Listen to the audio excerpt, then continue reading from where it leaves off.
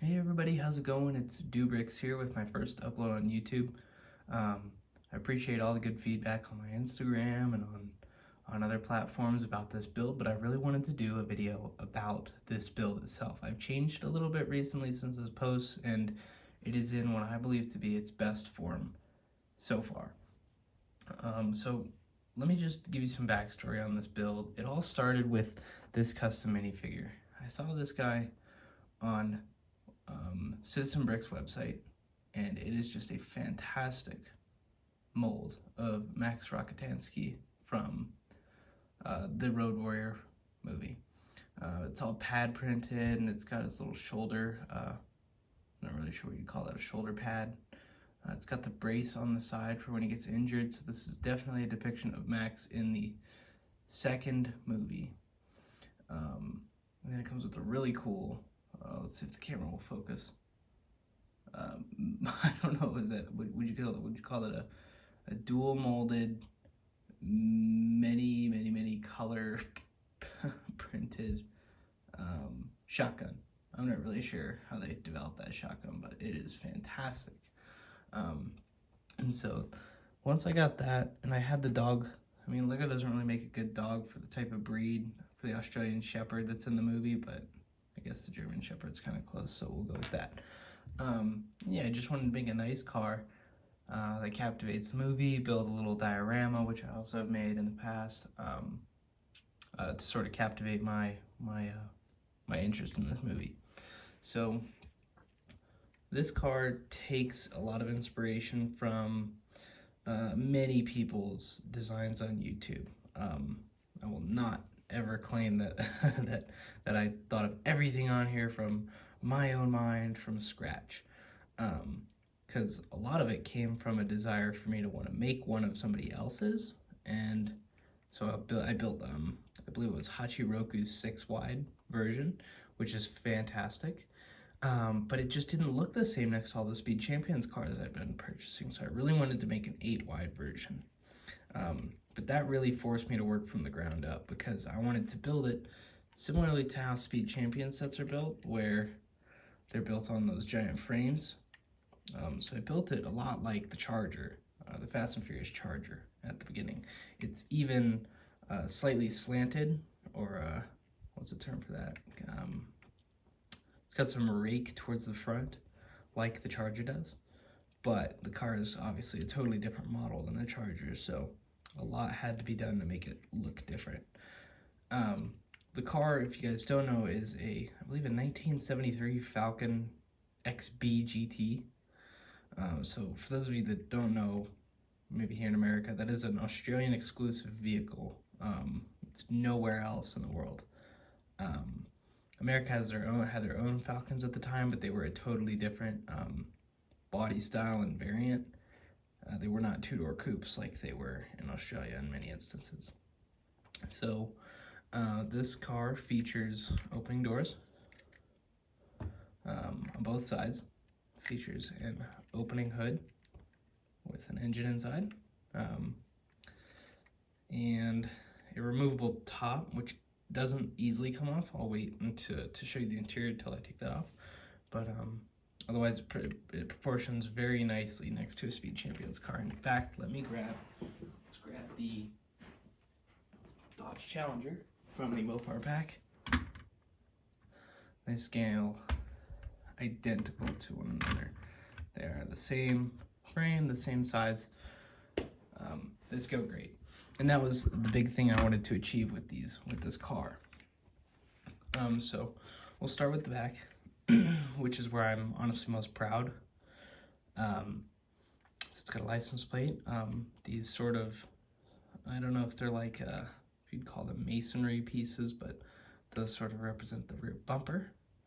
You have the vented back, I guess you'd call it it's not actually vented on the rear one, it's just got grooves along the rear. So I wanted to captivate that using the grill pieces. And then if you'll notice, there's a mix of orange and red for the taillights. That's because on the real car, it's like red, orange, red on each taillight. There's the built-in orange markers in those taillights. And then these sort of sunken in fuel tanks the remaining bits of the spoiler are those little wedge pieces. There's a jerry can. Oops, sorry, bumping the stand a little. This little jerry can just kind of sits in there. And then for the big Mad Max fans, I don't know if you can tell, but that's supposed to represent a little can of Dinky Dee, which is the dog food that Max eats while out on the apocalypse. And then we have a full-size spare, just kind of resting on top of the tanks. And I just have it, there's not even a real wheel piece in there, just a plate. So I can just rest it on top like so. And it just fits in there nice and snug. Fits great. It's moving to the side. Got the exhaust pipes. I kind of wanted to make them look a little weathered and a little rusted like they are in the movie with some dirt buildup. So, you know, there's some alternating brown and black on them to make them look a little deteriorated. I'd like to do stickers on here, but I don't have a very good printer to do stickers myself, so I've kind of been holding off on that.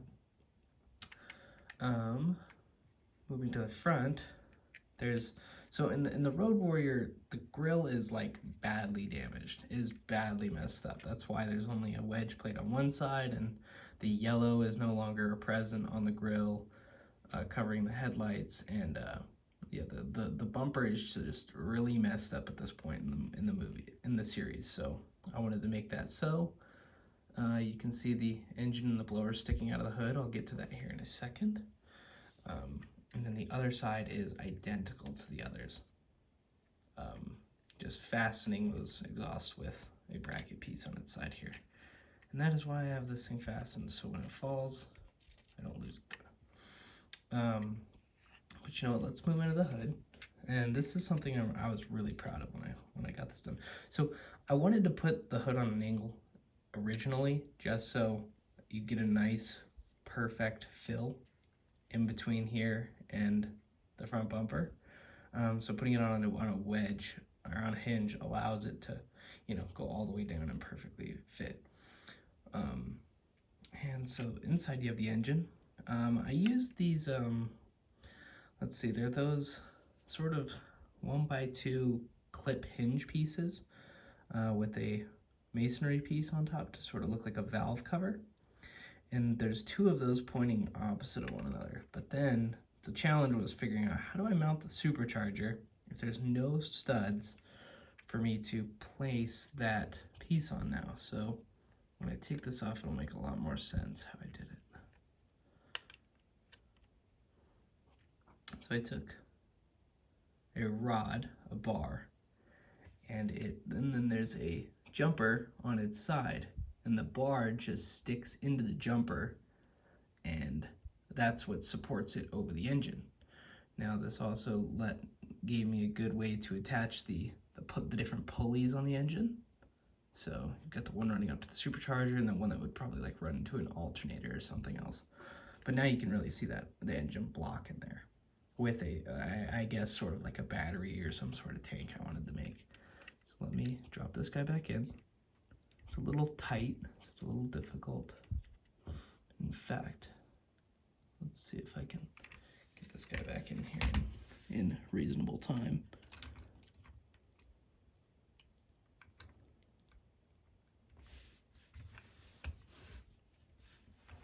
That's the trouble with working on a black vehicle. It's hard to to see the different grooves and the defining features of the pieces. They blend in with shadows. And let's see.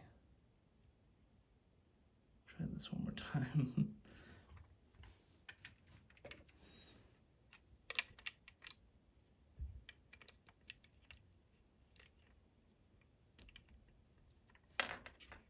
What would help is if I just took this piece out. Let's go ahead and do this.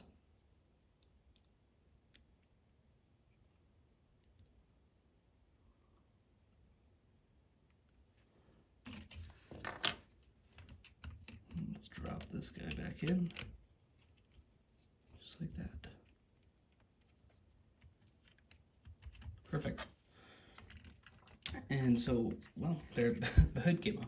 So the hood actually just comes off right at where a rear window would be, sort of thing. So it uses 2 jumpers and a 1x4 to fasten it in. And it just kind of falls in like so. It's pretty basic, just a bunch of plates.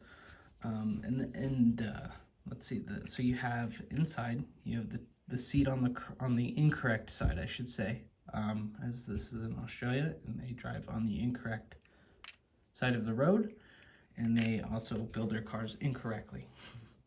But anyways, just kidding. It is on the proper side for Australia. It's got a speedometer in the middle, almost like it's supposed to represent sort of that boost gauge he engages when he turns on the supercharger. And then it has a little pouch here for his shotgun to sit in when he's not using it. And then the seat is sort of integrated into the body there. It's much like some of the other Speed Champion sets do their seats. But so now I can take little Max. Let's go ahead and get him in position here to sit in the car. Let's open the door to make it a little easier. You have to take the windshield off to get him in there, I forgot. Because it's a little tight. So Max will just kind of plop down in there. I can't remember if he studs in or not. Let's see. Yeah, he does. Gonna move his other arm. There we are.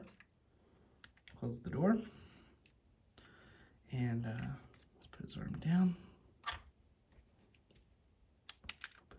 Windshield back on, and he has just enough clearance to fit. That hairdo he's got makes it a little tight, but with a little finesse, Max fits in there perfectly. And his little dog companion does as well, but there is a trick you have to do with that. So let's see here. I take him, I slide him in between the pouch here, we close the door, and have a little dog in there with him. So Max and his dog both fit in this vehicle, and that was something huge. I mean, it doesn't sound like a big deal, but that took me absolutely forever to get done. Especially with his funny hairdo that Max has that just barely allows him to fit.